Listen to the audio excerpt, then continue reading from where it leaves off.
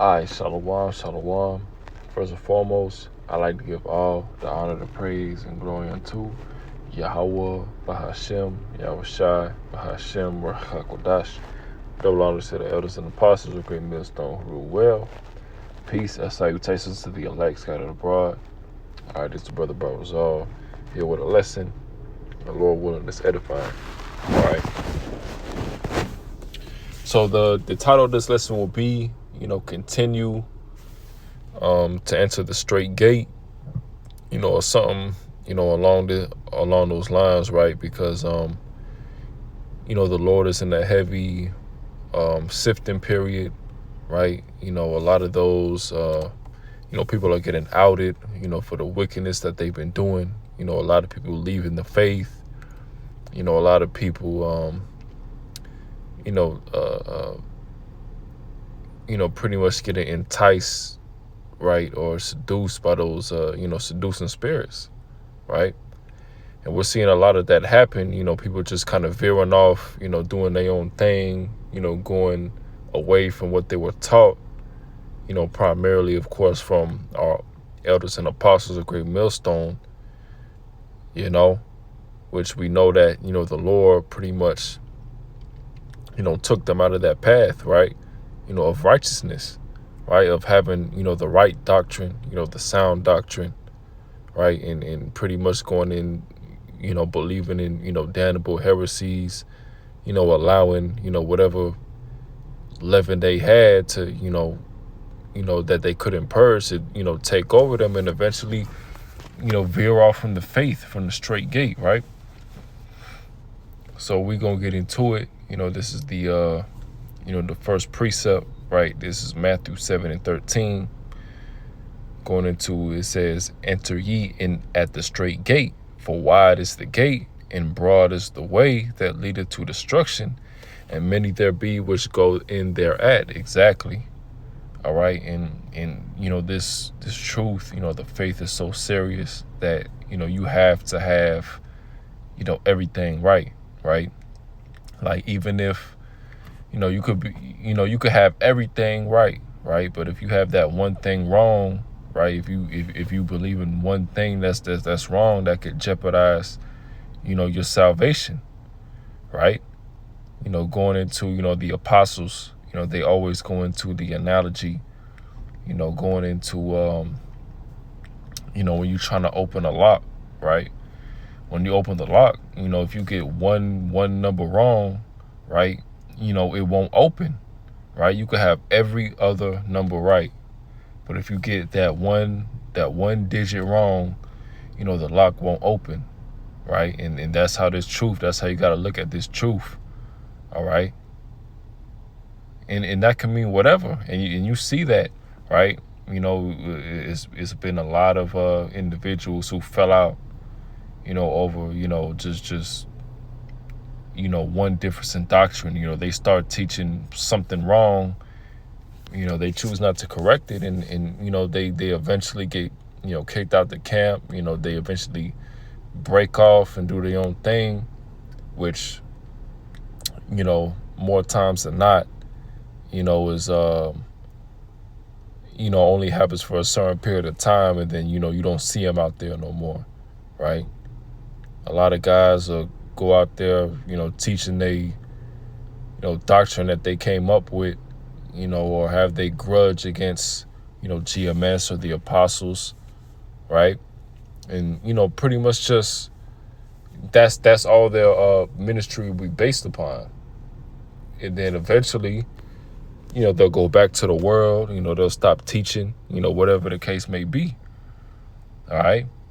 And that's what's so scary about this truth, because, if you're not constantly, trying to get right with the Lord, constantly, purging yourself of them demons, constantly purging yourself of that leaven, you could easily get caught up, and go into the, from the straight gate, right?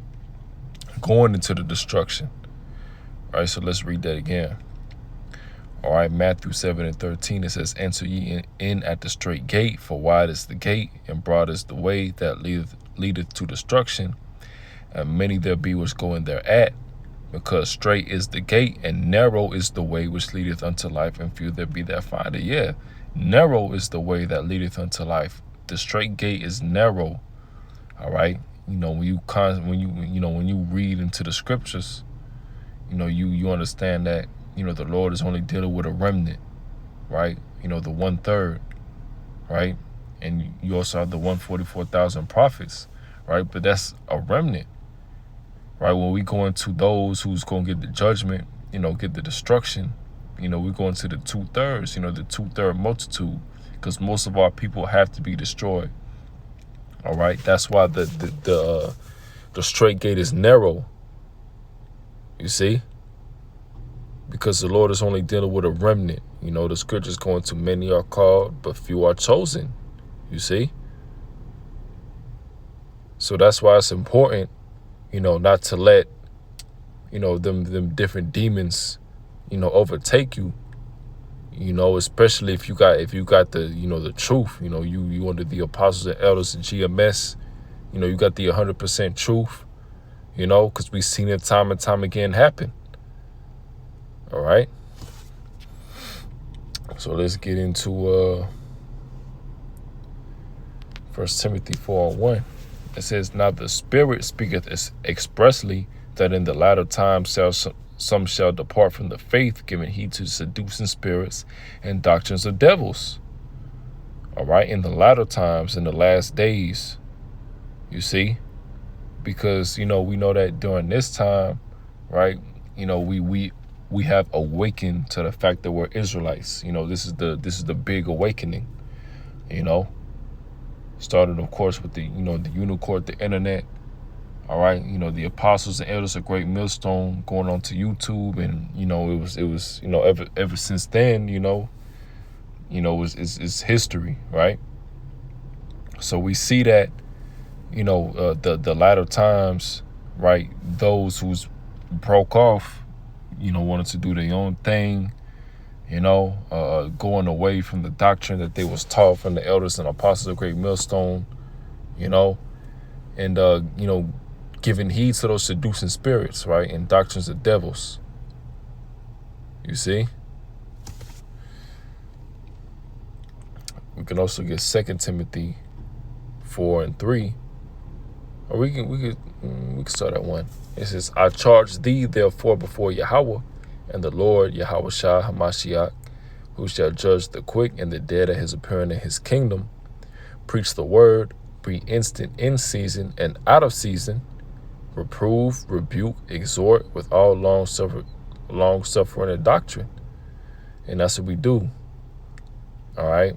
People like to say that, we hating, we just, whatever the case may be, but the Lord goes into, we have to rebuke, we have to reprove, we have to tell you that what you're doing is the wrong thing, that you preaching, the wrong doctrine, that you in the wrong spirit, and however, they take it, that's on them. But, we coming out and we doing the rebuke. All right. We reproving. All right. We telling you that you going off, and that ain't on, what they say on hating, it's really love. All right. Because at the end of the day, we want to see our people get right, but we understand that, this word is only going out to the elect. All right. And that's why, we don't sugarcoat anything. We don't, hide anything. We don't try to, we don't bring out the whole book, the volume of the book, because we understand that the elect is going to get it no matter what. You see? Verse 3, "For the time will come when they will not endure sound doctrine, but after their own lust shall they heap to themselves teachers having itching ears, and they shall turn away their ears from the truth and shall be turned into fables." Yeah, and we seeing that happen. All right. A lot of people who know that they Israelites, they may have been sincere at first, but after some time of learning, whatever the case may be, they eventually break off, right, and have their own ulterior motives, view it as a money grab, view it as something to get, status, all right, something to get women, whatever carnal desire, it may be, all right, and we see that, all right, and we see that time and time again with these different leaders. We have, we believe, a lot of these different leaders sold out, right? A lot of these different leaders is taking the bag, of these different camps, all right? And if that's the case, the Lord is going to have to judge them, right? The scripture's going to, it's a fearful thing to fall into the hands of the Most High. We've seen a lot of these different individuals, who are leaders of these different camps, all right, who go against the apostles and elders of Great Millstone, right, be judged, you see? So this is going to be the last precept. This is Psalms 51, and we can start at 10. This is create in me a clean heart, O Yahweh, and renew a right spirit within me. Cast me not away from thy presence, and take not thy Holy Spirit from me. Yeah, because during, this sifting period, the Lord, if you're not taking it serious, right, you being lukewarm, the Lord could easily take the spirit off of you, and give it to, the next Jake, who will take it serious, you see, and actually, do what he's supposed to do with the gifts and the talents that the Lord gave him, not hiding your talents, under a napkin. That's why it's important to stay on fire, right? Constantly be in prayer, right? Because, the Lord could easily take the spirit off of you. If you're not on fire, you're not taking it serious, all right? You tarrying, you slowly, veering off from that straight gate, from that path, right? You go into the way that leads to destruction, because the scripture's going to, as we just read, broad is the way that leadeth to destruction, you see? So that's why it's so important to stay on fire, man, you see? And we'll read that one more time. So it says, Psalms 51:11, cast me not away from thy presence, and take not thy Holy Spirit from me, you see? And we have to constantly examine ourselves, constantly pray to the Lord, that he doesn't take the spirit away, do whatever we got to do. All right, because we understand that, the only hope we have in this society, all we have is this truth. This is what we have in order to, receive that salvation, in order to get out of this captivity, this hell that we're going through. All right. Just being the servant of Yahweh by Shemi-Awashai, and Lord will, doing what's required of us to obtain that salvation, because that's what this thing is all about, man. All right, salvation. But that'll do it. That'll wrap up the video. So with that, I'd like to give all the honor, the praise, and glory unto Yahweh, Bahashem, Yahushai, Bahashem, Barak HaKodash. Shalom.